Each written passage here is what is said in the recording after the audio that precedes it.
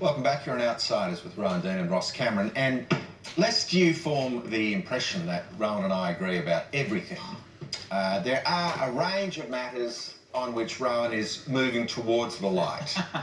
And we think it's important for us to feel free to air our disagreements and or differences of nuance, of slant, of interpretation. That's why Proverbs says there is much wisdom in many counsellors. And we want to hear different views and opinions. And I want to put one to you tonight, in which I suspect I'm in the minority with our beloved deplorable audience, where my impulse may not be in the majority, but I adhere to it. Think why? Nonetheless. And that is the question of what do we do with China, as was so beautifully rendered. I think it was a Telstra ad with a bloke and his son in a beautiful blue combi, and his son was asking him, I think, about the Great Wall of China. But anyway. Oh, yeah, that was a great, the little a great ad. You would have ad. Yeah, great ad. Very good ad. But look, I just want to begin with just the factual reference that we've had an announcement of policy from the Australian Labor Party, which I regard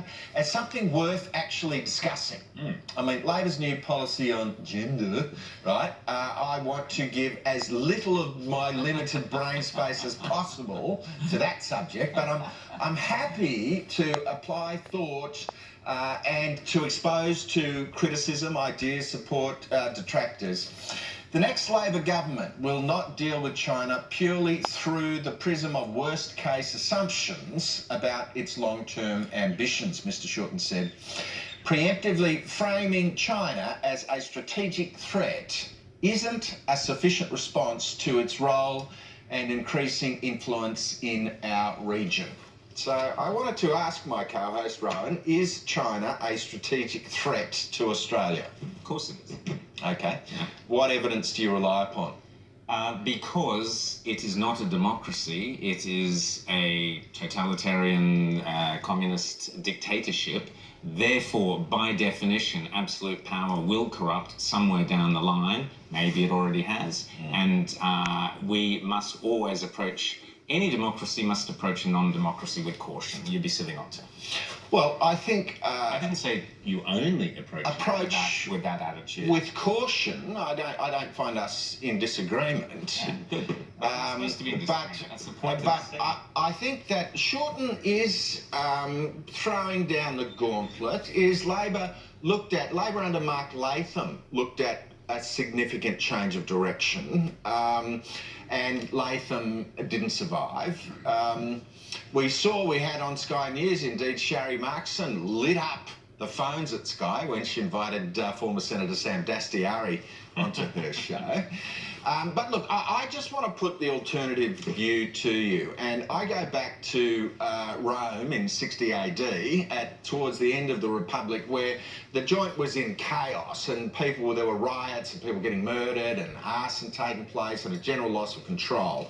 Julius Caesar could see that these two very dominant figures, he was the junior of the three, in Crassus, who was the richest guy in Rome, and Pompey, who was then the preeminent general, and they were engaged in a massive rivalry. And Julius Caesar had the genius thought, he said, look, I just think if the three of us work together, we could achieve a great deal more than tearing each other down. And I just think at the beginning, in the first couple of decades of the 21st century, when we look at a country like China, and I would say the same thing of Russia, that we have a choice. We are not bound to engage in this permanent. We have the Australian Strategic Policy Institute has just released a paper saying that there are 300 senior Chinese military scholars who have come to Australia to try and penetrate the wall of the Five Eyes intelligence, and they're trying to hoover up and steal all of our secrets. And I would say I find this to be characteristic of the input of the Australian Strategic Policy Institute, which comes up with few strategic ideas, but does manage to smear China basically every time it cuts and pastes something out of the CIA handbook. And I'm just saying to you, the Chinese civilization is the oldest continuing civilization in the world, okay? It's not going anywhere. 1.4 billion people, it's got about a sixth of the world's population. All of them are studying English.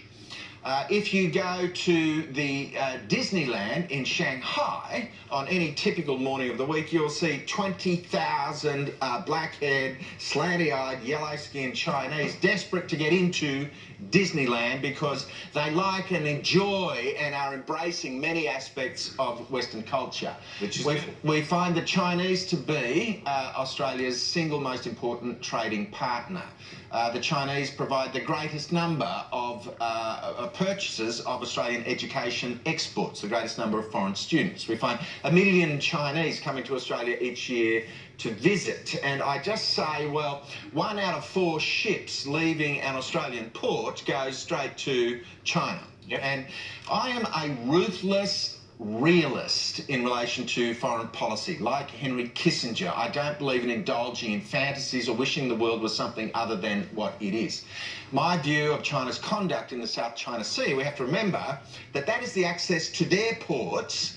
And, you know, China, in the same way, Chinese could run out of fuel if they couldn't get access to ships for more than, you know, a couple of weeks. You got 1.6 billion people consuming energy. China simply cannot and will not risk inability to access their own sea lane. So I just say the Chinese have got very little history of invading others or of dropping bombs. The United States NATO Atlantic Alliance has dropped bombs, shall we say, in Iraq, in Afghanistan, in Yemen, all over the joint. The Chinese have not dropped bombs on anybody else in recent decades. The greatest humanitarian achievement in human history is the lifting out of poverty of 700 or 800 million people since Deng Xiaoping came to power in 1980. He committed to lifting the standard of living of the average Chinese by a factor of 4, which he managed to achieve. So I am not uncritical of China's conduct, but I just say, you sound like a PR firm.